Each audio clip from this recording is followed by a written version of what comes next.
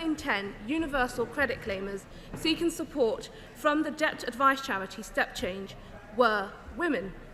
Step Change also reported that from October, 70% of women receiving universal credit will see their monthly spending exceed their income. How will the Minister respond to a callous cut that disproportionately impacts women? Or, better still, will the Minister support cancelling the cut altogether? Mr. Speaker, we have had multiple debates on universal credit, and we have been at pains to say that this was a temporary measure. This extra £20 was a temporary measure brought in because of COVID. We are looking after the public finances. We are doing the right thing by taxpayers, and we're doing everything we can to support vulnerable people in this country. Paul Howell. Thank you, Mr. Speaker. Last week I had the privilege of meeting my Sedgefield constituent Thomas Gill and his parents, who suffered major injuries as a result of a car being driven by a female driver under the influence of drink and drugs. But Thomas raised the concern because the sentencing was so low that young women were getting a more lenient treatment than young men. Could the Minister just assure him that we're equal under the law? I was very sorry to learn of the injury sustained by Thomas, and it is right is raised by my honourable friend. I can assure him and the House that equality applies to all aspects of justice. It always has and it always will going forward.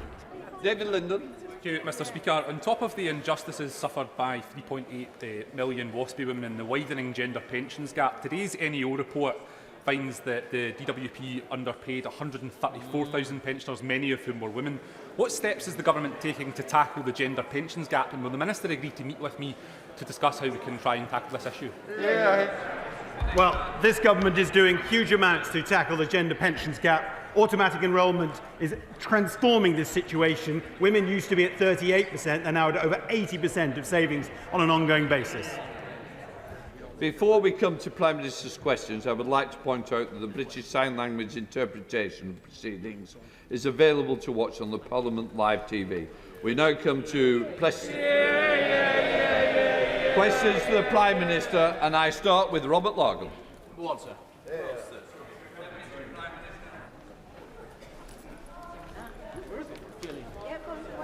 Deputy Prime.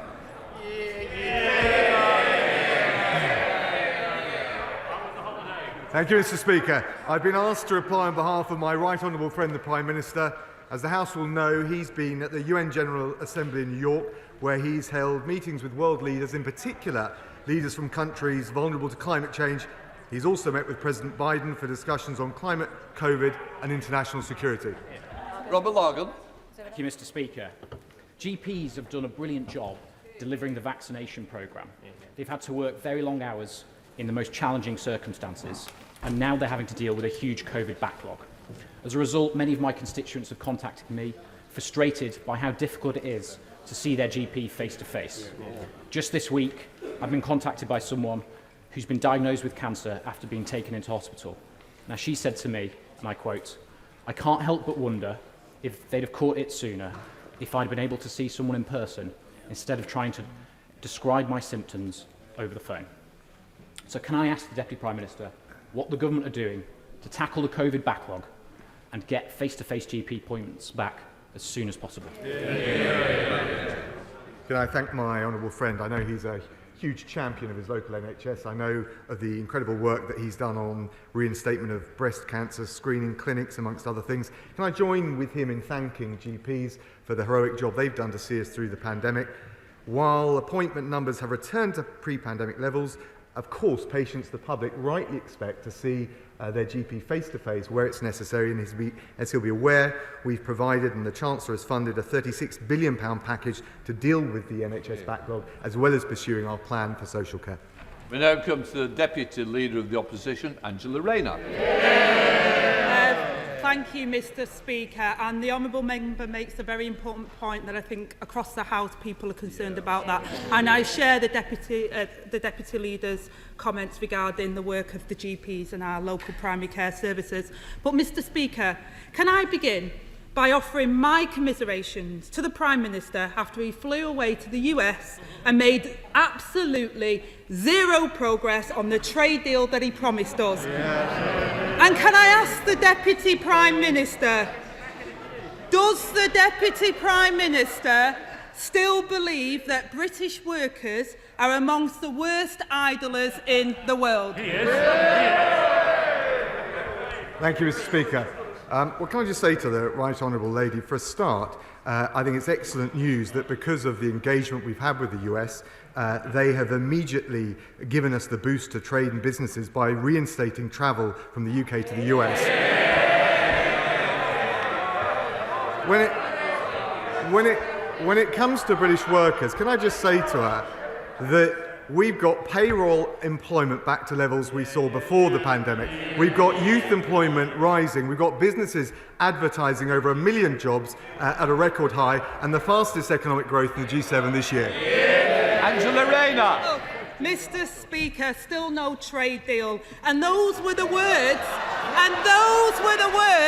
of the Deputy Prime Minister in his book, which he wrote alongside the Foreign Secretary, the Home Secretary and the Business Secretary. And his actions, Mr. Speaker, speak even louder than those words, because whatever they say, their political choices have made it harder for working families to get by. So can the Deputy Prime Minister tell us how much his universal credit cut and national insurance hike will take from a worker on £18,000 a year, say a shop worker or a travel agent? Well, what I'd say to the Right Honourable Lady is that the UC uplift was always meant to be temporary. We've paid the wages of nearly 12 million workers through this pandemic. We are coming out with rising jobs, rising wages. We would have done none of that if we'd have taken her advice, not come out of lockdown. Labour have got no plan. Our plan is working. Angela Rayner. Mr. Speaker, lots of words for I don't know, so let me help him. His government chose to cut the income of a worker on £18,000 a year by over £1,100. And Mr. Speaker, that's almost exactly the same as an average annual energy bill.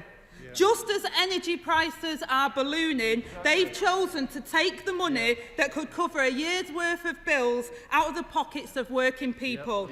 The Deputy Prime Minister has said the solution is for people to work harder. So can he tell us how many days a worker on the minimum wage would have to work this year in order to afford a night at a luxury hotel, say in Crete?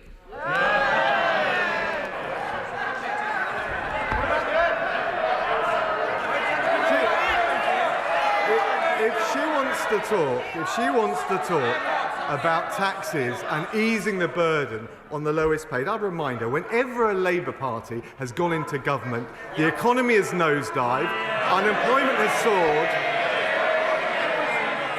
and taxes have gone through the roof. Under this government, we cut income tax, saving every worker £1,200 each year. We've introduced and extended the national living wage, so full-time workers £4,000 better off each year. We've doubled the free childcare for working parents, worth up to £5,000 for every child every year. When Labour takes office, unemployment goes up and the economy goes down. Angela Rayner. Mr. Speaker, he talks about the economy. He doesn't even know how much his own holiday costs. So let me tell him, a worker on the minimum wage would need to work an extra 50 days to pay for a single night at his favourite resort. Probably, Mr. Speaker, even more if the sea was open. The very same week that the government is cutting universal credit, working people face soaring energy bills. The Prime Minister has said it's just a short-term problem and we'll leave it to the market to fix. So can the Deputy Prime Minister guarantee that no one will lose their gas or energy supply or be pushed into fuel poverty this winter? Well, the Business Secretary has made very clear that energy supplies will continue, that our #1 priority is to protect consumers. I just remind her, though, of her words. It was in The Guardian in the 11th of May, so it must be true. She said the Labour Party must stop talking down to people. Working class people don't want a handout, they want opportunities. They're getting those opportunities. Mr. Speaker, they're getting those opportunities under a Conservative government with catch-up tutoring for over 2 million children this academic year, hundreds of thousands of jobs for young people under our Kickstart scheme, and helping over 1 million people on long-term unemployment out under the Restart scheme. She's right. Labour talks down to working people. Under the Conservatives, they get to rise up and fulfil their potential. And to the Rayner. Well, Mr. Speaker, I notice we have a shortage of hot air this week. But just as the Prime Minister isn't here, but the Deputy Prime Minister is doing his best to shore up supplies. And you know what, Mr. Speaker? He talks about opportunities. The government have axed the Green Homes Grant, scrapped the zero carbon home standard, and lost the storage facility that held 3/4 of our gas. Their failures, Mr. Speaker, paved the way for this crisis that will hit families and businesses. And as usual, it will be the British people that will have to pay the price. So can the Deputy Prime Minister guarantee that none of the workers employed by the energy companies will end up unemployed because of his government's failures? Well, can I say to the right honourable lady, there's no shortage of hot air on that side of the benches. The Business Secretary's been absolutely crystal clear. We're seeing the challenge of wholesale gas prices rise all over the world. We will maintain supply this year. The Business Secretary has taken targeted action to support the 2 critical CO2 plants to make sure that not only do we see energy supplies through, but also food distribution. The reality is, for all our cheap political barbs, they have got no plan on that side of the House. If we'd have listened to the Labour Party, we wouldn't have opened up, we wouldn't be bouncing back, jobs wouldn't be rising, and wages wouldn't be rising. Angela Rayner. Mr. Speaker, maybe he should go back to his sun lounger and let me take over.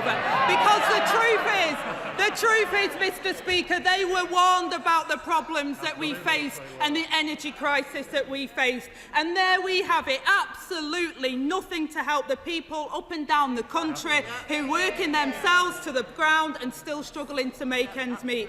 This is a Conservative party that does not care about working people.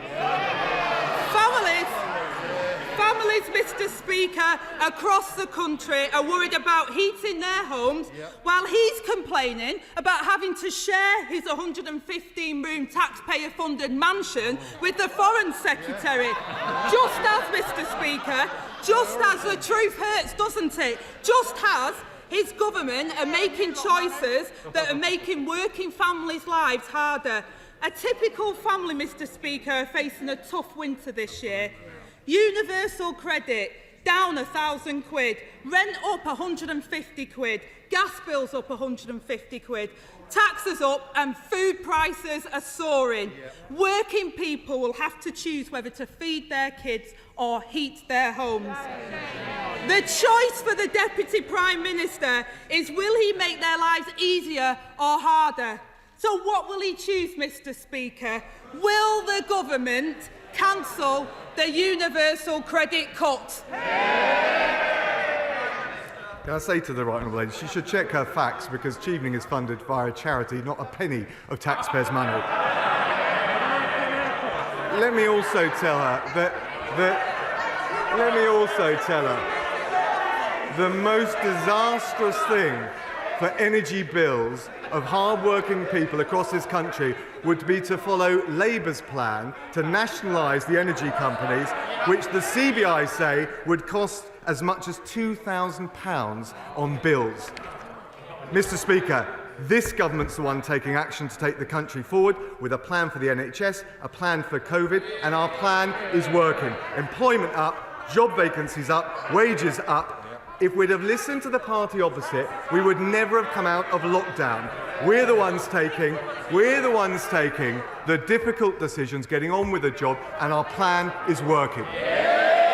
Butler. Thank you, Mr. Speaker. Last week, members of the Armed Forces Parliamentary Scheme from across this House attended our excellent Defence Academy. And what is striking is the number of services personnel from overseas who come to the UK to benefit from its world-class professional defence and security education. So does my right honourable friend agree with me that this is a further illustration that, far from being a fifth wheel on the carriage, the UK is at the heart of ensuring global security, that the AUKUS Pact is one of the best ways to meet emerging threats, particularly in the South China Sea? My honourable friend is absolutely bang on. The AUKUS partnership is incredibly important for our security. It builds on what we said in the integrated review about promoting stability in the Indo-Pacific. It builds on our FTA negotiations, including CPTPP. It builds on our membership as a dialogue partner of ASEAN, the Association of Southeast Asian Nations, the first new member in over 20 years, and it will have huge opportunities for jobs and businesses here at home, and part of the levelling up agenda. Deputy Leader of the SNP, Kirsten Oswald. Thank you, Mr. Speaker. Across Scotland and the UK, millions of families are seeing their incomes slashed by this Tory government, with a toxic combination of Tory cuts, tax rises and the growing cost of Brexit. The Prime Minister promised that he would make energy bills more than £60 per household cheaper after Brexit. Instead, they could skyrocket by £550 at the worst possible time. The UK government is slashing universal credit by £1,040, furlough is ending prematurely, and a Tory tax hike will leave the majority of families hundreds of pounds worse off next year. Right. Let's be clear, this is a Tory cost of living crisis, and yet again, lower and middle income families will suffer the most. So will the Deputy Prime Minister agree with me it is time to scrap Tory cuts to universal credit and to introduce an emergency energy payment for lower income families, so no one has to choose between heating and eating this winter? Can I say to the Honourable Lady, many of those issues are devolved to Scotland, but the price gap, the energy price gap, the energy price gap will save 15 million households up to £100 each year. We're also taking targeted measures to extend the warm home discount. That will be £150 knocked off the bills of 780,000 homes. We're providing seasonal cold weather payments to eligible claimants, an extra £25 a week during colder periods. On top of that, we're giving a winter fuel payment to recipients of the state pension. But the crucial thing, Mr. Speaker, is that we've got rising employment and rising wages, and that will benefit everyone in Scotland and across the UK. Kirsten Oswald. Thank you, Mr. Speaker. And that's a disappointing and perplexing response from the Deputy Prime Minister, who perhaps needs to go back and look again. And I have to say to him, warm words don't heat homes. And unless these Tory cuts are reversed, we will see even more families pushed into hardship and crisis. Mr. Speaker, yesterday I met with the East Renfrewshire Citizens Advice Bureau. They warned of a cost of living tsunami hammering families. A universal credit cut, Tory tax hikes, soaring household bills. Because of this government's choices, people are having to choose between heating their homes or feeding their families. For all their empty rhetoric, you can't level up by making people poorer. So can the Deputy Prime Minister explain why he's stubbornly refusing to consider introducing an emergency energy payment that would help families through a very difficult winter? Well, as said, Mr. Speaker, the price cap in place will save 50 million households up to £100 each year. On top of that, because of the approach we've taken with the national living wage, full-time workers will be £4,000 per year better off. But can I just also say to her, I think given the challenges that we understandably face, people expect, including in Scotland, for us to come together, stop this scaremongering, stop this sowing of division, and that's why I would have thought she would welcome the fact, with some of the challenges that the Scottish Ambulance Service is facing, that we've got the British Armed Forces helping the people of Scotland. Chris Loader. Thank you, Mr. Speaker. The bus and train operator First Group continue to slash our transport services in West Dorset, despite receiving millions of pounds of public money with no revenue risk at all, and the worst rail line frequency in the country on the Heart of Wessex line. Will the Deputy Prime Minister directly intervene to save what little service we have on that 3-hourly frequency line, or will he actively work to get a new operator that will? Can I thank my honourable friend, and I know he's a great champion for the people in his constituency. I also understand that the Department for Transport has been engaging with the transport operators in his constituency. I understand that South Western Rail intend to increase service levels to their pre-COVID timetable by May 2022, and I also know that they have ambitions for an increase in the train service frequency on the Great Western Rail route. DfT will of course continue to work with GWR, and I continue to support him in trying to champion commuters and passengers on all of those services. Stephen Farrell. Thank you, Mr. Speaker. Without a Green New Deal, the government is struggling to meet its carbon reduction targets under the Paris Agreement. At the same time, the International Energy Agency is making clear there shouldn't be any new exploitation of oil or gas fields if the world is to meet the 2050 target for carbon neutrality. Yet, the government is potentially investing in the new Cambo oil field in the North Sea, and also supporting other oil wells across the UK. So how could the government have any credibility when it said and made a pledge to cease funding oil and gas companies, yet this is still going ahead? Well, can I say to the honourable gentleman, thank him for his question. Of course, we launched the landmark North Sea transition deal to transform the offshore oil and gas sector in preparation for net zero, so we have a plan. We've also secured record investment in wind power, totalling close to £500 million.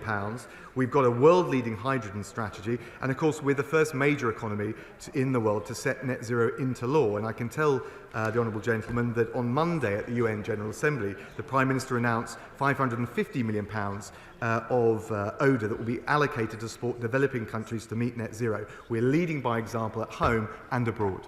Andy Carson. Mr. Speaker, as you know, Warrington is one of the fastest growing towns in the north of England.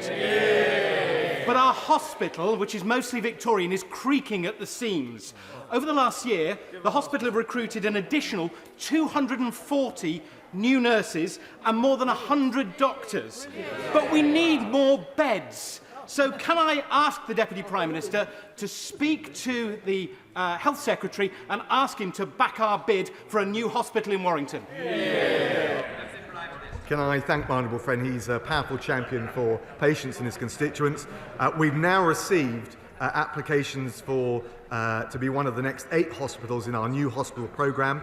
I understand that an expression of interest has been submitted by proposing developments across both the Warrington and Halton Hospital. I can't, and he'll understand, notwithstanding the smart way that he's gone about his intervention, I can't comment on particular applications, but I can tell him there'll be a decision by the spring of 2022. Deirdre Brock. Thank you, Mr. Speaker. May I start, Mr. Speaker, as our Westminster COP26 spokesperson, by welcoming today's announcement by INEOS of £1 billion of investment into cutting greenhouse gas emissions at its Grangemouth plant and supporting the CCUS Acorn cluster at St Fergus in Aberdeenshire. A big step in the right direction. But now I must ask the Deputy Prime Minister this. Can he outline exactly for us what it is his government has against the Scottish Government requiring real living wages for Scottish workers and net zero obligations in its green ports? Well, can I just say to the honourable lady, net zero is at the heart of everything we do, and we've raised the national living wage, which will save the full-time worker £400 every year. John Penrose. Mr. Deputy Speaker, later today the Subsidy Control Bill will give us all a welcome chance to replace clunky and bureaucratic EU-derived laws with faster, simpler and more flexible UK rules instead. But would the Deputy Prime Minister agree with me that subsidies need strong controls so they aren't misused by, heaven forbid, a future Labour government? Ministers have already committed to make the UK a world leader in subsidy transparency. So will he look carefully at proposals to publish details of more subsidies in future rather than fewer, as the current bill suggests? Can I thank my honourable friend? He'll know, of course, that today the House will be discussing our landmark subsidy control bill, which will allow us to seize the opportunities having left the EU. Our new control system will provide quicker and more flexible support to British businesses, but he's right with what he said about transparency, and decisions on subsidies that were previously subject to approval by unelected EU bureaucrats will now be decided subject to the scrutiny and the rigour of honourable members on both sides across this House, and that will give us the transparency but also the accountability that he wants. British Sherman. Mr. Speaker, I've known the honourable gentleman for some time and always got on quite well with him. He represents one of the wealthiest constituencies in the country. Can you assure me that he still believes in the redistribution of income in our country? Does he really believe in levelling up? And if he does, will he make sure that Channel 4 stays in Leeds, stays in the public sector, because it's essential in the growth of our tech economy in the north of England? Mr. Speaker, we put the UK Infrastructure Bank in Leeds because we love Leeds. And can I just say, he asks about inequality and levelling up. The levelling up agenda will, of course, help those in the Midlands, those in the North, but it will also help those in London and the South East by easing the pressure on the economy, by easing the pressure on tax revenues, and by easing the pressure on planning. Rayner. Thank you, Mr. Speaker. The government says that to protect the most vulnerable, it is compelling care workers to be vaccinated against COVID-19, even though this is expected to force out 40,000 carers who have been on the front line throughout the pandemic. Would my right honourable friend set out why the same approach isn't being taken to protect the most vulnerable in the National Health Service? Can I thank our honourable friend? Look, we're very clear. Vaccines are saving lives. They're also boosting the economy because they've allowed us to open up. That's particularly important for the risk to vulnerable people, including carers in care homes. Over 90% of care home staff have received their first dose ahead of the November deadline. We encourage others to get vaccinated, and of course the DHSC is currently considering whether to make vaccination of not just COVID but also flu a condition of deployment for frontline workers in health but also in care settings. Tricia Gibson. In employers' national insurance payments will place a huge burden on the public sector, from local government to police and fire services. Can the Deputy Prime Minister tell the House what the financial impact of this will be, both north and south of the border, and if additional funding will be provided to ensure there are no cuts to our vital public services? Well, can I just say to the Honourable Lady that, of course, the Treasury assessed very carefully these measures. We're supporting hundreds of thousands of jobs for young people under our Kickstart scheme. There's a range of other measures that we're taking, including the Restart scheme, and of course we look at the tax burden, but I would just remind her that we're the ones that have taken 1,200... We're the ones that have saved the average worker £1,200 every year. We've doubled the free childcare for working parents, and frankly, to the Honourable Lady, we're of course mindful of the pressure on public service as with the private sector. We're doing everything we can. But the SNP opposed coming out of lockdown. The SNP opposed... Order! Please, we've got to try and get through some questions. It's your own side. You're stopping asking the questions, Deputy Prime Minister. Too long an answer. Deanna Davis. Thank you, Mr. Speaker. Much of the reason that I stand in this chamber today follows a chain reaction of events following the death of my father from a single punch assault. But my dad is just one of many victims, which is why this week we are marking One Punch Awareness Week. So can I ask the Deputy Prime Minister if he'll join me in showing his support for One Punch Awareness Week, and can I extend an invitation to him to join me immediately after PMQs in Westminster Hall, and indeed all colleagues right across the House to join us to show that support?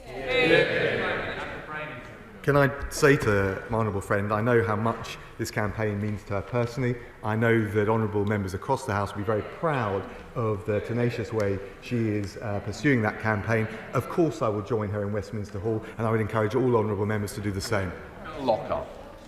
Thank you, Mr. Speaker.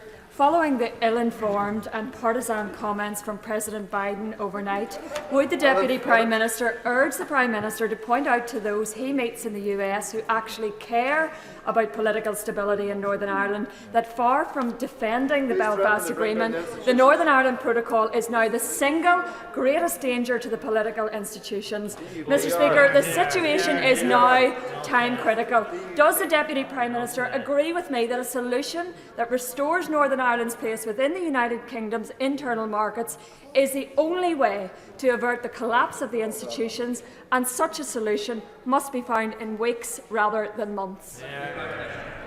Can I thank the Honourable Lady? We absolutely agree that having a smart and pragmatic approach is the only way that we will be able to uphold the Good Friday Agreement for all communities in Northern Ireland.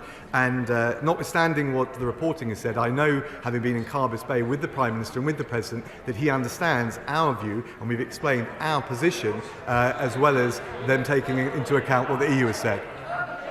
Jesse Norman. Mr. Speaker, the House will know that the River Wye is one of the most beautiful rivers in our country and also a priceless national asset, yet it is being threatened by phosphate pollution. Will my right honourable friend press colleagues in the government and in number 10 to work with us to push the agencies and other interested bodies to a long-term integrated plan to clean up the River Wye? I thank my honourable friend. Of course, the government understands, and he champions eloquently the importance of the River Wye. We'll do everything we can to support him with preserving it for future generations. Margaret Farrier. Thank you, Mr. Speaker. With less than 100 days until Christmas, many of our constituents will be choosing to shop for children's toys online.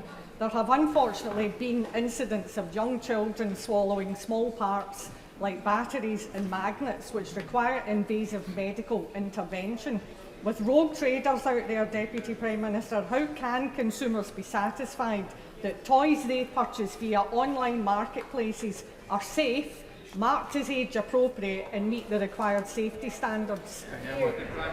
Can I thank the Honourable Lady? And I've got young children, and I know what it's like at Christmas, and as well as being a time of great happiness, also a certain degree of trepidation when they go for the presents in the way she described. But I can reassure her, manufacturers and distributors must provide information on age-appropriate use of toys.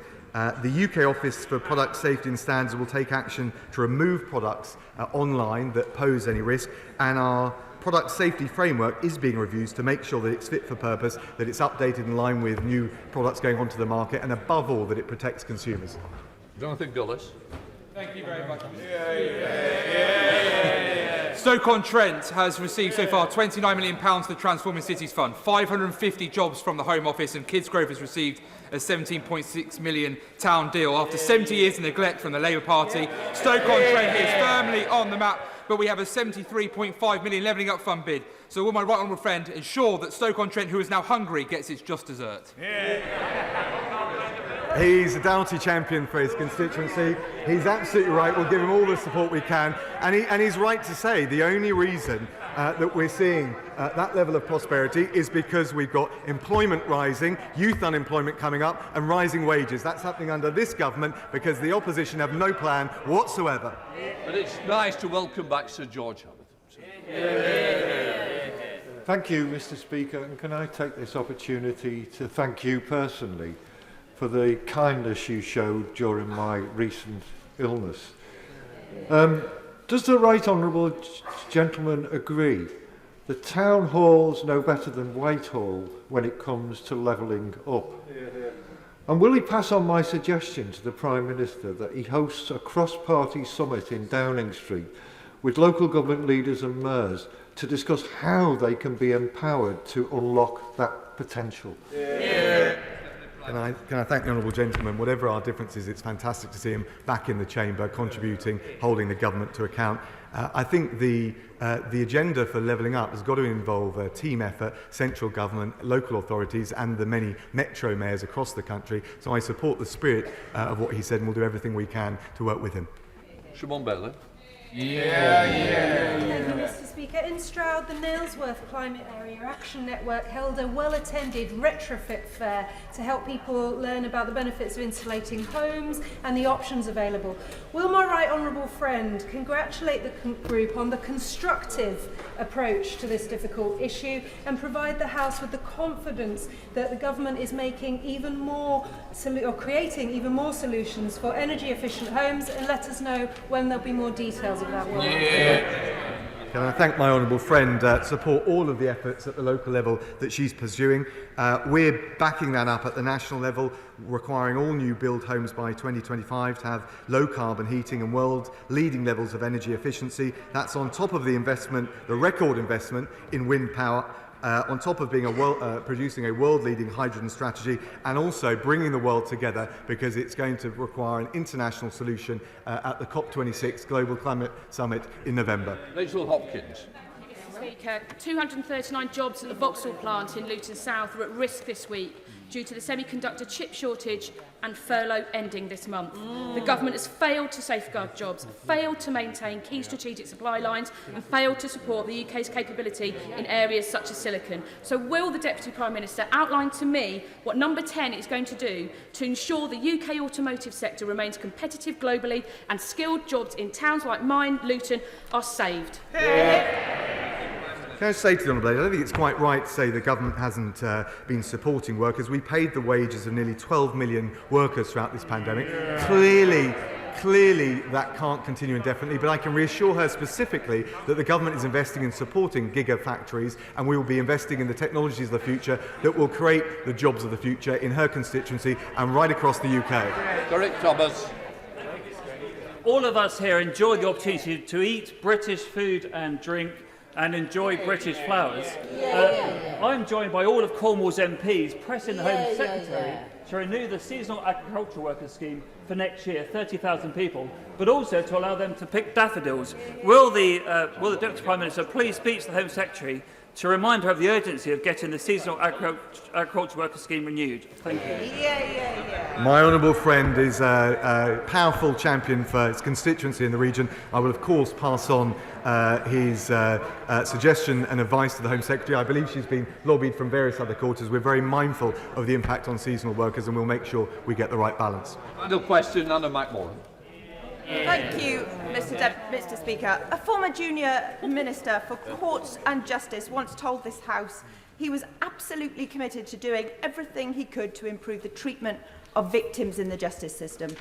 6 years and 3 manifesto commitments later, we're still waiting for them to deliver a promised victims bill.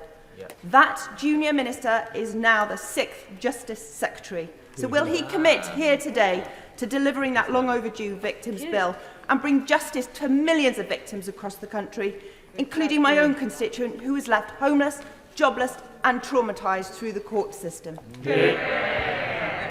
Can I thank the Honourable Lady? I can absolutely make that commitment. I can tell her on day one I looked at the plans and expedited the work that we're doing on it. Well, if she'd give me a chance, I've not been in the job a full week. But what I can also tell her, what we're doing right now with the victims, the Women and Girls Victim Strategy that we published in July, we've provided a national police lead that reports directly to the Home Secretary. We've invested 30 million in making streets safer at night, particularly important for women, so that they have that reassurance they need, that there are no-go areas, that there are no de facto curfews. And we've also introduced 24/7 rape and sexual assault helplines. Can I just also gently say to her that in terms of standing up for the victims of crime, I lament the fact that the Labour Party voted against our police crime sentencing courts bill requiring all violent offenders, all rapists, all child rapists to serve at least 2/3 of the sentence behind bars. You can't stand up for victims unless you stand up for tough sentencing. Right, that is the end of questions. I'll let people leave before I just read out.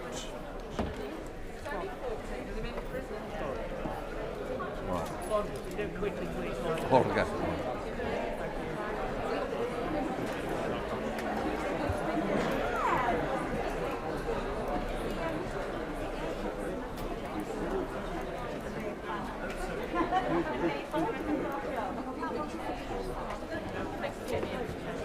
Thanks, Lee. No problem, George. Lovely to see you, man. Can I remind all honourable and right honourable members that the House's sub judice resolution means that cases in which proceedings are active, including where charges have been made, should not be referred to during questions. I'm sure all members will wish to respect that resolution, especially where there's a prospect of court case in the future, and nobody will want to put those cases at risk. Now we come to the UQ. Right Honourable Harriet Hart. Thank you, Mr. Speaker, and I'm really grateful to you for granting this urgent question. To ask the Secretary of State for the Home Department if she will make a statement on what action she will be taking in response to the report by Her Majesty's Inspectorate of Constabulary on the police response to violence against women and girls. Minister. Mr. Speaker, crimes of violence against women and girls are utterly despicable. They inflict profound and lasting harm on the victims and have a damaging impact on our society as a whole. And that is why the government is taking concerted action to crack down on these appalling crimes. I am extremely grateful to the Right Honourable Member for Camberwell and Peckham for providing me with an opportunity as the newly appointed Minister for Safeguarding to outline our work in this area. And I very much hope to work collegiately across the House. I know that every parliamentarian shares our concern about these serious issues. The Home Secretary commissioned this report from the Police Inspectorate to help police forces strengthen their response. We are carefully considering the Inspectorate's findings, and we expect the police and